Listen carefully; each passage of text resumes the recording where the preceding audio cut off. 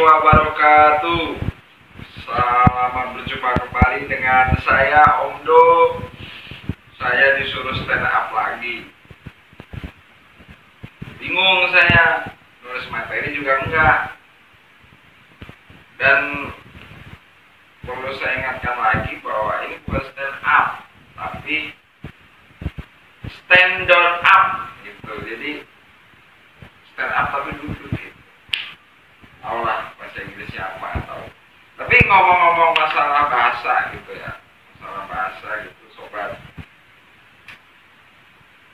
Bahasa Indonesia ini adalah masuk dalam 3 besar di Asia itu sebagai bahasa terunik. Jadi terunik nomor 3 di Asia.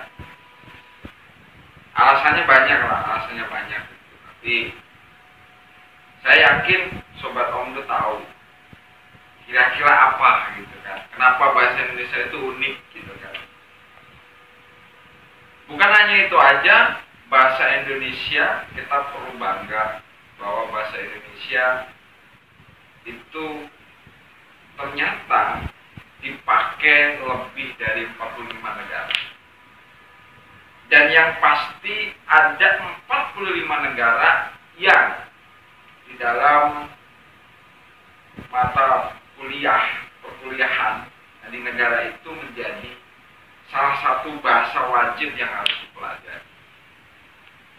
Nah, kita perlu bangga dong, ya kan? Meskipun itu tadi bahasa kita unik gitu. Contohnya begini, saya mau makan dulu. Coba sobat Omdo bayangkan kalau itu dipelajari, bahasa itu dipelajari oleh negara lain, bukan orang Indonesia gitu. Jadi, kalau belajar pastikan dia sesuai dengan apa urutan fungsi dari kata itu kan. Namanya makan dulu. Berarti kan makan yang dulu gitu. Makannya ya sekarang dulu gitu. Padahal kalau sekarang orang kita menggunakan itu untuk menjelaskan bahwa saya mau makan dulu gitu. Saya makan dulu ah. Tuh. Saya makan dulu. Padahal dia mau makan, tapi makan dulu. Gak ada bahasa negara selain Indonesia begitu. Nah itu kalau dipelajari sama negara lain, itu ya pasti mengartikannya dulu makannya, gak sekarang gitu. Contohnya lagi begini, penggunaan begini deh. Kalau sobat Omdo punya saudara kan ya, punya saudara. Ntar saudara itu anaknya pamannya sobat Omdo gitu, atau anaknya buliknya gitu kan. Nah itu namanya apa kalau bahasa Indonesia? Sepupu kan, kan gitu. Sepupu saya namanya Budi, gitu kan, sepupu. Nah, ini yang menjadi pertanyaan Omdo adalah, kok dulu namanya sepupu ya gitu? Kok orang menamainya itu sepupu gitu? Kalau bahasa negara lain kan nggak begitu, ya kan? Kalau kayak bahasa Inggris kan saudara perempuan, saudara laki-laki, kan begitu. Kenapa kok sepupu? Enggak setangan, enggak sebahu, saudara sebahu gitu kan, saudara setangan gitu kan, saudara sekaki gitu. Kenapa harus sepupu? Terus kenapa harus pupu? Pupu tempatnya di mana sih ya? Pupu itu kan pusar. Kan di bawahnya itu kan? Ya kan? Gitu. Kenapa gitu? Kan kita jadi berpikirnya gitu. Kenapa enggak? Ya itu tadi gitu. Seperut gitu kan? Ya kenapa harus begitu?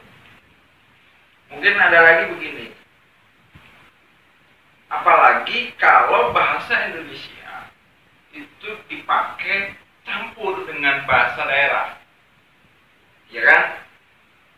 Jadi ada tuh daerah tertentu nanti bahasanya mirip Melayu gitu kan, terus pakai bahasa Indonesia, atau bahasa daerah dia nanti campur dengan bahasa Indonesia gitu kan, karena orangnya sudah campur-campur gitu kan, orang suku ini nikah dengan suku ini gitu. Contoh kan begini, kalau di bahasa daerah gitu kan, kalau kakak perempuan, ya kan, kalau bahasa Jawa kan mbak kan ya, mbak. Kalau bahasa Betawi empok, ya kan, empok gitu. Kalau bahasa Indonesia kan kakak gitu kan, kakak itu bisa kakak perempuan, bisa kakak laki-laki. Kalau di suku Sunda contoh itu teteh gitu kan ya, teteh itu untuk perempuan, kalau laki-laki kan AA gitu kan ya. Nah,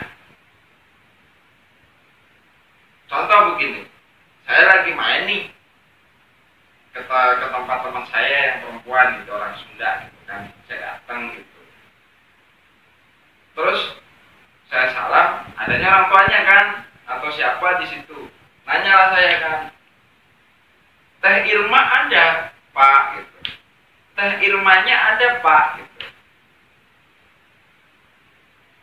Nah, sedangkan kata teh itu kan dari kata teteh. Teh itu juga kan kalau bahasa Indonesia itu kan minuman kan, iya kan? Tuh. Contoh, teh susu, ya kan? Kan gitu kan? Atau ada perempuan namanya susu, ya kan? Ada kan, ada yang namanya susi, ya kan? Atau ya ada, karena saya pernah menemukan itu. Datang nih kan, teh susunya ada Pak gitu kan, nggak ada kata dia, padahal orangnya ada di dalam. Contoh kan gitu, padahal kan ini kan nyari orang, bukan minta teh susu gitu. Kalau kita nih ke warung kan, pesen apa, teh susu dibikinin teh susu, atau kita di rumah sendiri bikin teh susu gitu kan. Itu kalau campur itu sama bahasa daerah. Jadi memang unik, bahasa kita itu unik. Jadi sudah kalau Om Do pikir harusnya nggak nomor 3 di Asia, nomor 1 unik gitu, bahasa Indonesia, kan? Jadi kadang ada begini bahasa Indonesia itu, satu kata, ya kan, satu kata itu bisa memiliki arti banyak gitu, atau satu kata saat dia diucapkan sekali artinya satu artinya A contoh. Kalau dia diucapkan berulang kali itu bisa berarti beda. Bahkan sama pun diulang 2 kali memiliki arti yang banyak. Nih, untuk kasih contoh.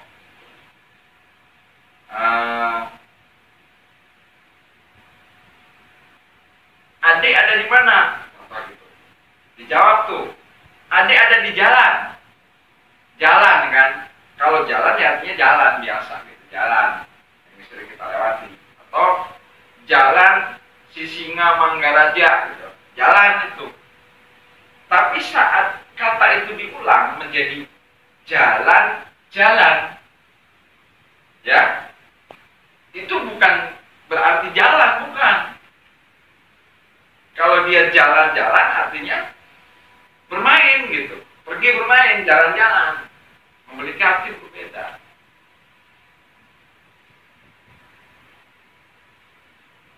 Nah, jadi contoh, kalau masih dengan kata jalan nih, dia masih bisa berarti jalan juga, tapi banyak. Kalau jalan itu satu, tapi kalau jalan itu bisa jalan banyak, atau bisa orang yang bermain. Jadi satu kosakata itu bisa berarti banyak. Bahasa Indonesia.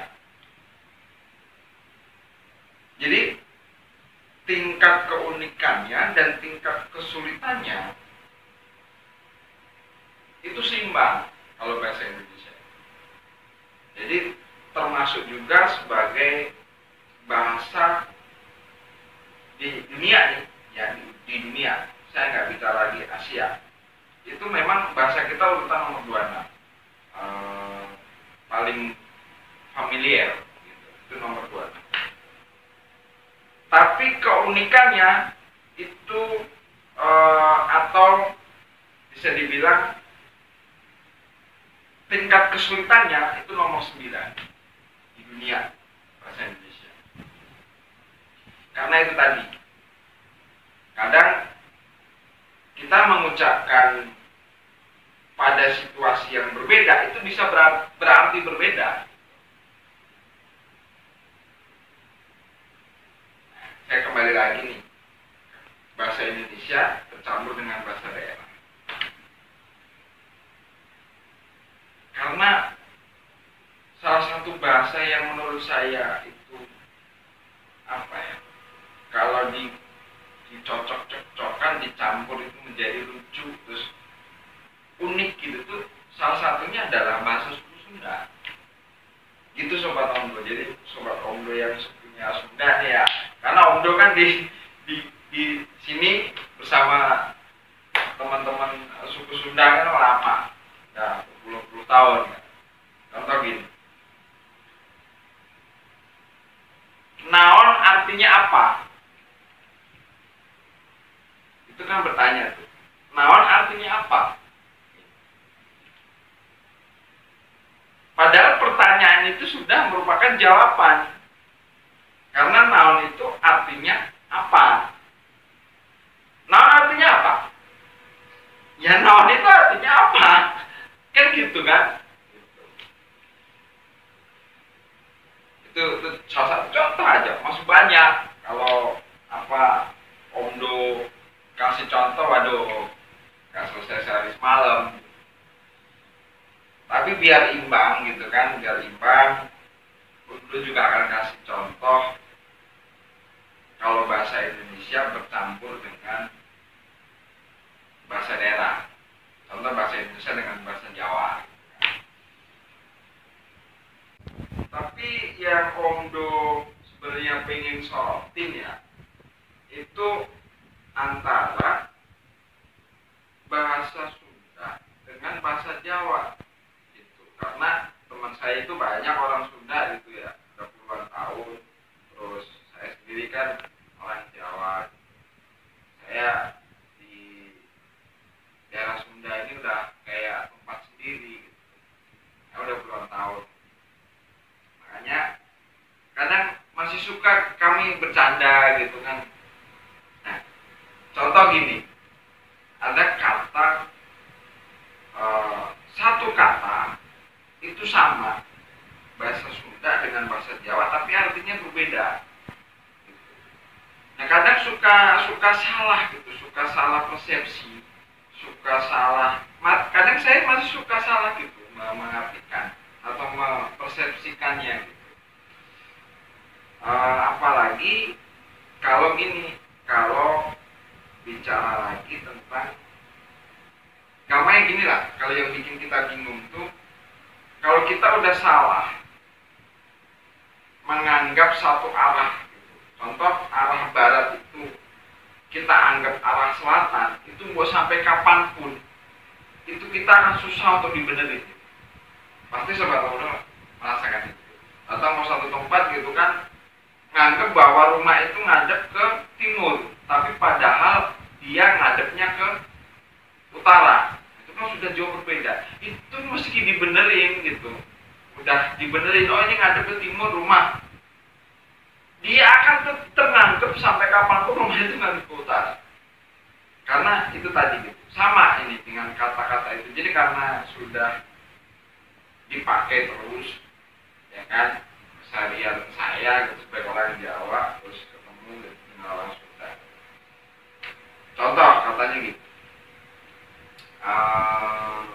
kata abdi. Kalau abdi itu orang Sunda, abdi itu kan saya, dan itu halus kalau di Jawa itu bahasa halus, abdi saya. Kalau di Jawa abdi itu adalah, mohon maaf gitu, pembantu abdi itu. Jadi sama kayak bahasa Indonesia abdi gitu. Jadi pembantu. Contoh kan abdi dalam, ya kan? Kalau kayak di keraton di Jawa masih ada abdi dalam. Nah, itu pembantu. Artinya yang membantu, abdi. Terus ada lagi contoh sangu, gitu kan? Mas Kumara, gitu kan? Contoh Mas Agus, Mas San, gitu kan? Ini sangunya, gitu ya. Sangunya di dia, canda ya kan? Sangunya di sini, ambil di sini. Sangu itu kalau Sunda itu nasi, sangu. Kalau di tempat saya orang Jawa, sangu itu bekal, ongkos, bekal gitu. Contoh, saya mau pergi sekolah, Bium, jaluk sangu, itu minta sangu, minta bekal gitu, uang jajan. Kalau nggak uang jajan, ya dibawain makanan apa gitu. Jadi apapun itu bekal atau sangu lah, mau pergi dibawain gitu, itu sangu. Tapi kalau Sunda kan nasi gitu. Nah saat saya datang, Om, ini sangunya di sini. Lah saya kan belum mau pergi, belum mau pulang, udah mau diongkosin aja, dibekelin gitu kan. Nah itu. Ada lagi nih. Ini yang kadang bikin saya itu ya ketawa gitu. Cuma itu membuat kita menjadi lebih dekat ya dengan teman-teman orang Jawa, orang Sunda. Urang itu sama dengan abdi. Abdi kalau Sunda itu saya. Urang sama itu saya. Saya ini urang gitu.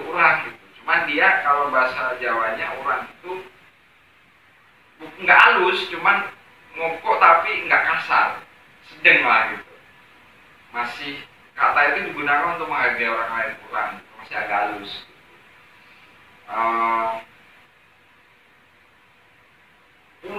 Urang itu kalau di tempat saya, pengen tahu nggak sobat Ondo apa? Udang.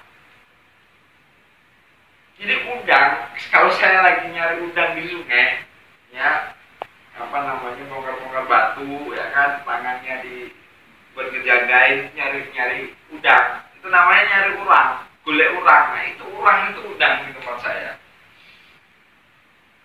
Nah itu awal-awal saya bingung gitu, urang gitu. Banyak sekali. Jadi itulah keunikan dari bahasa Indonesia sebagai bahasa nasional kita yang merangkum seluruh bahasa Nusantara, yang dimana bahasa Nusantara ini sobat Ondo sudah sangat banyak sekali keunikannya, ya kan? Dia dirangkum untuk merangkum semua bahasa di Nusantara itu fungsi dari bahasa Indonesia. Makanya sebagai bahasa pemersatu. Makanya tidak heran kalau bahasa Indonesia akhirnya menjadi salah satu bahasa terunik di dunia. Nah, karena sudah bahasa daerahnya itu unik. Jadi itu aja sobat Ondo. Stand down up Ondo kali ini. Ondo berjanji setelah stand down up kali ini, untuk next Ondo akan menulis materinya dengan benar. 2 kali Ondo stand down up itu tidak pernah menulis materi, jadi langsung saja. Nah nanti Ondo akan coba untuk tulis supaya lebih enak ditonton. Kalau kali ini nggak enak ditonton, ya kalau nggak ditonton ya kebangetan. Begitu saja. Wassalamualaikum warahmatullahi wabarakatuh.